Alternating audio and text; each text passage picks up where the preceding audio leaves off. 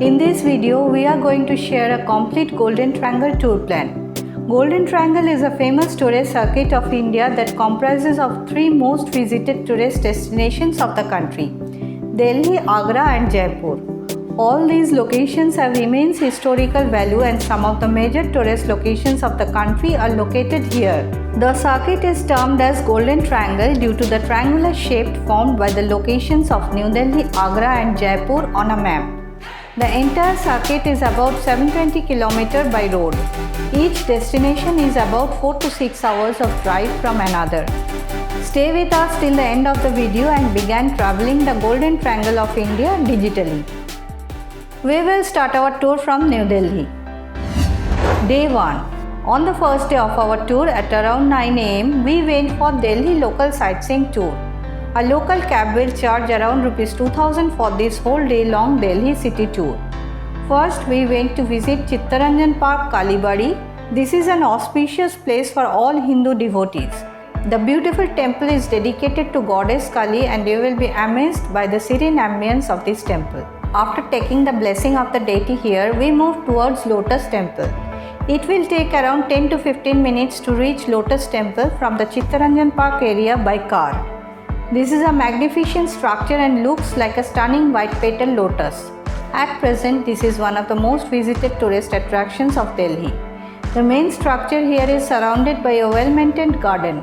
Most of the time, you can see a large crowd roaming around this garden and enjoying themselves.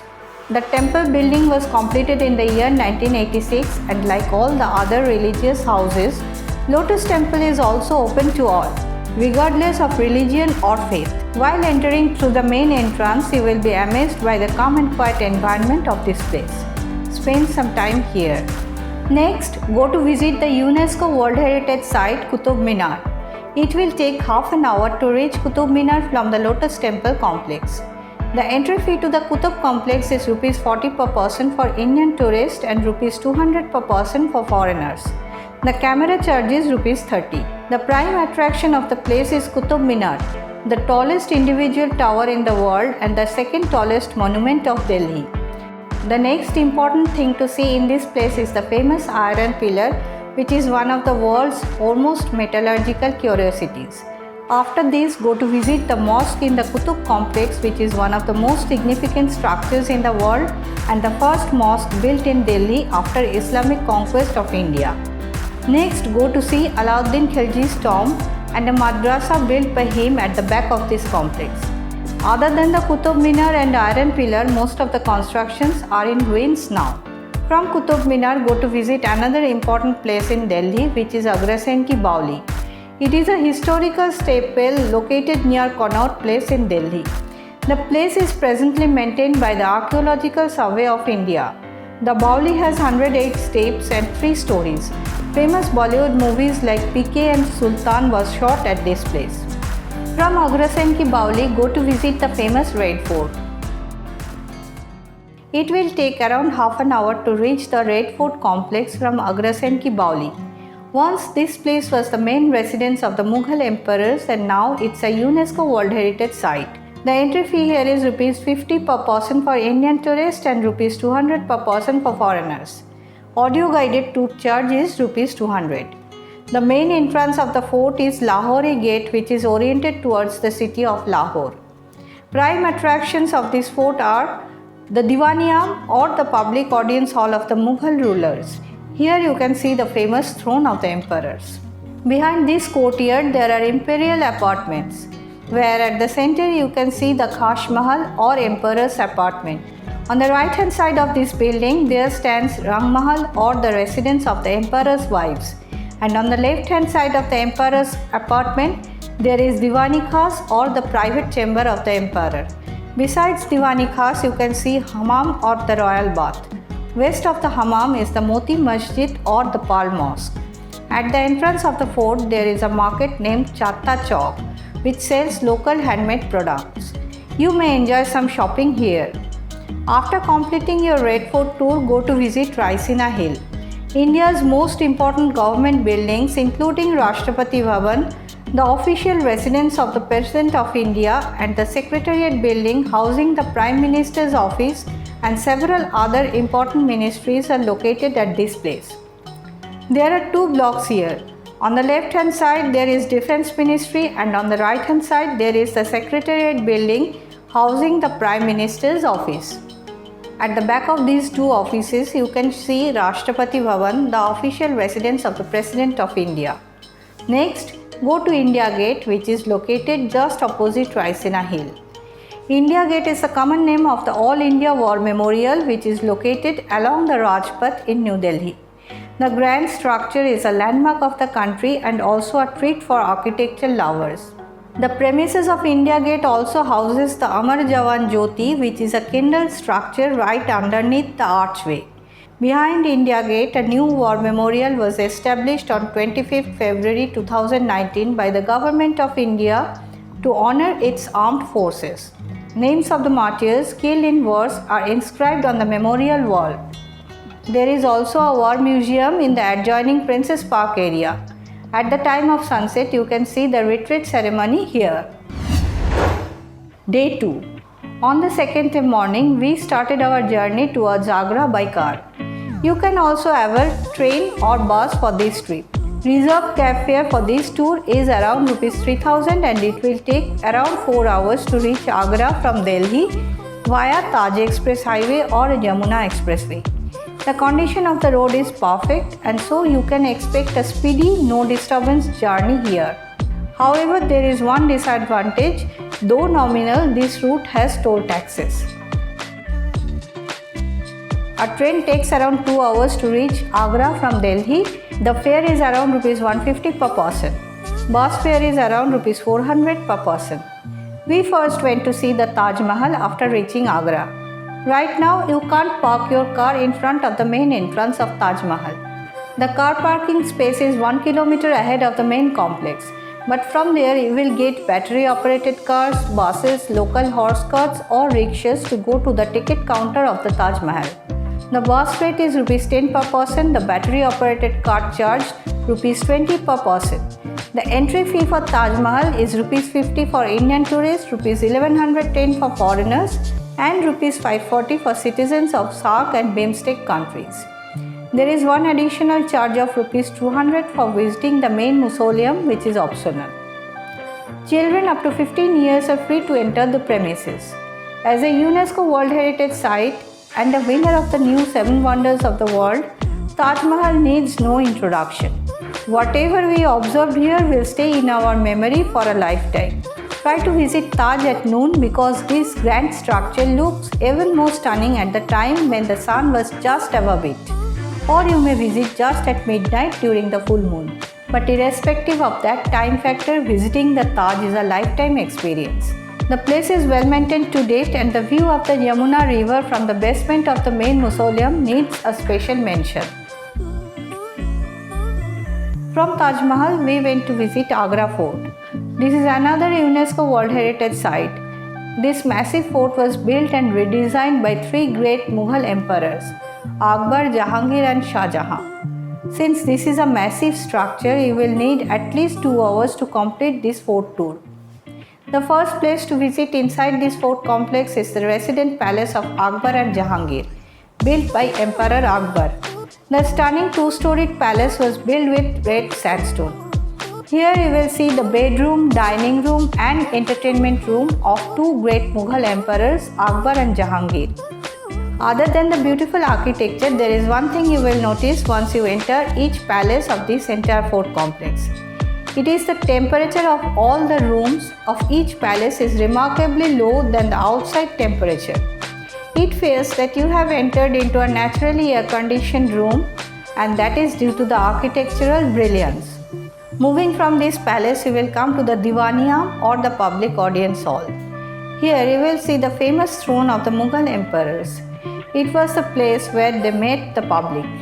Behind Diwaniyam, there are the main imperial buildings of Emperor Shah Jahan. There is a beautiful garden in front of this complex named Anguri Bagh. On the back side, there are the palaces of Emperor Shah Jahan and his 2 daughters Jahanara and Roshnara. All these palaces are built with white marble stone. Here you will see the place where Emperor Shah Jahan was put under house arrest by his son Aurangzeb once he took the throne. You will get a stunning view of the Taj Mahal from this place. In the evening, you can be entertained by a light and sound show here. You can also purchase the entry tickets for these two places online. We will share the respective links in the description box below. Day 3. On the third day morning, first go to visit Fatehpur Sikri. Fatehpur Sikri is a town in Agra.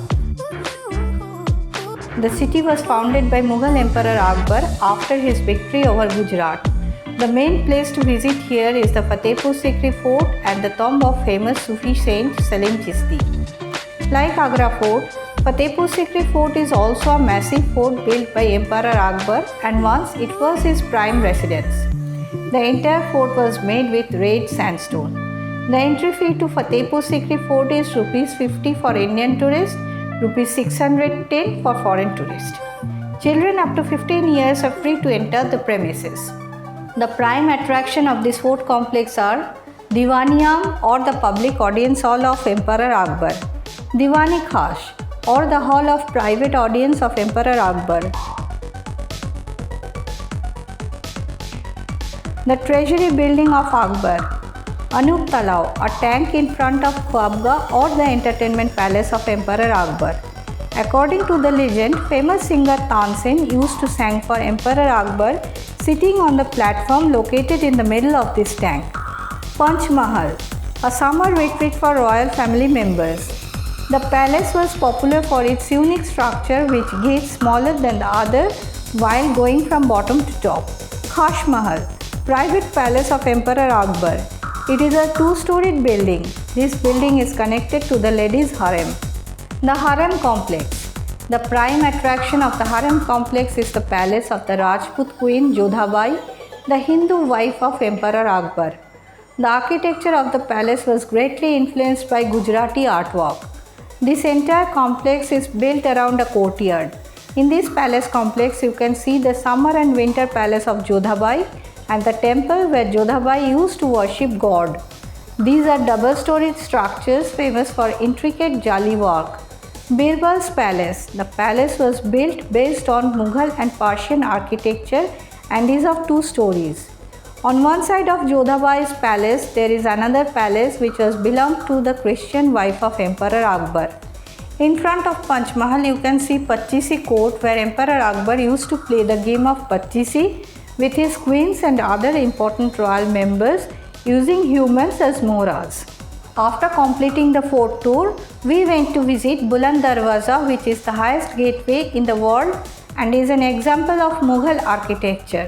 Emperor Akbar built this gate to celebrate his victory over Gujarat. Next, visit the tomb of Salim Chishti, which is another great example of brilliant Mughal architecture. It preserves the burial place of the Sufi saint Salim Chishti. From Fatehpur Sikri, we move towards Jaipur via Bharatpur following NH21, and it will take around 4 hours to reach Jaipur from Fatehpur Sikri. At the entrance of Jaipur, you can enjoy the beauty of the Aravalli Hills.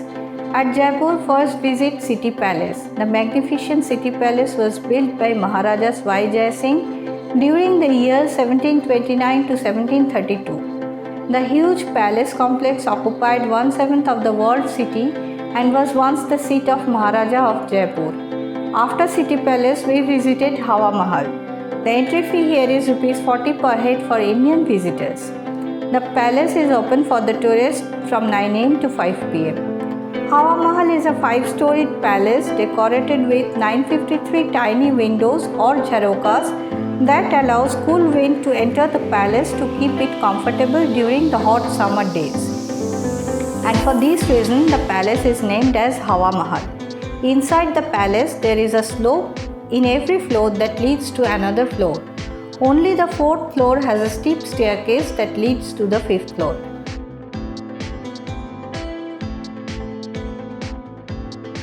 From the top of this palace, you can get a dazzling view of the City Palace, Jantar Mantar and Siredori Bazaar. Next, visit the largest stone astronomical observatory in the world, Jantar Mantar, which is a UNESCO World Heritage Site.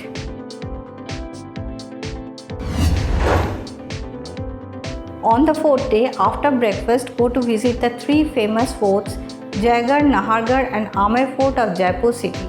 A reserved cab will charge around Rs 2500 for a whole day trip. First, go to visit Jaigarh Fort. Since we stayed near Jaipur station, it took around 40 minutes to reach Jaigarh Fort from our hotel. The road to Jaigarh Fort passes through the Aravalli hills and you will be amazed by the rustic beauty of this road. The entry fee here is Rs 150 per person for foreigners and Rs 70 per person for Indian tourists. The fort is open from 9 am to 5 pm. Located on top of a hill named Chilka Tila or Hill of Eagles, Jaigarh Fort was built by Swai Jai Singh II. You can enjoy a walk around the thick red sandstone wall around the fort and experience the past glory.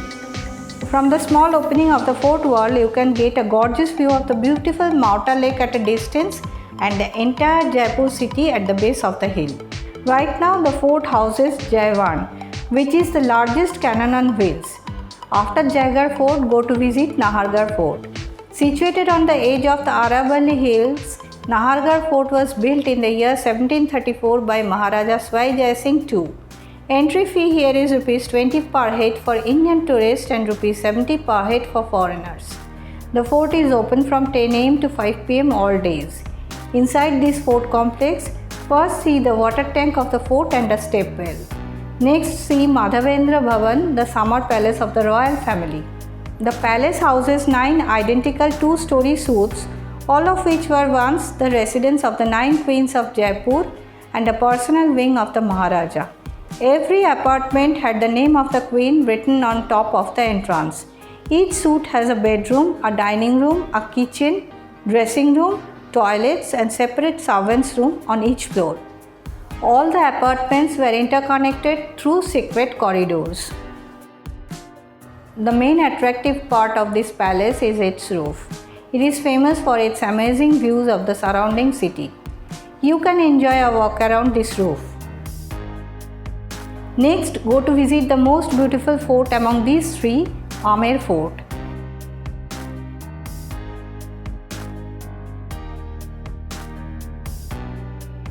Entry fee here is Rs 100 for Indian tourists and Rs 550 for foreigners. Amer Fort is open from 10 am to 5:30 pm. From the base of the hill, you can avail either a jeep ride for Rs 500 or an elephant ride for Rs 1100 to reach the main fort complex. Amer Fort complex is divided into 3 courtyards. In the first courtyard, you will see 2 big gates at the 2 ends, Surajpol and Chandpol. At the far end of this courtyard stands the temple of Shila Devi. In the second courtyard, first visit the Diwaniyam or the public audience hall. Behind Diwaniyam, there is a beautiful designed gate, Ganesh Pole, entering through which you will come to the main palace complex. On one side of the palace complex stands the famous Sheesh Mahal or the main residence of the king, where you can see the beautiful artwork of thousands of convex mirrors. On the other side of the ground, you will see the Shuk Mahal or the summer and monsoon palace of the queen. Inside the queen's bedroom, there is a passageway through which water used to flow in order to make this room cool in the summer days. Passing this ground, you will enter into the third courtyard of the palace, which was the women's quarter and was a highly secure place. There is a 2-story structure that surrounds this courtyard.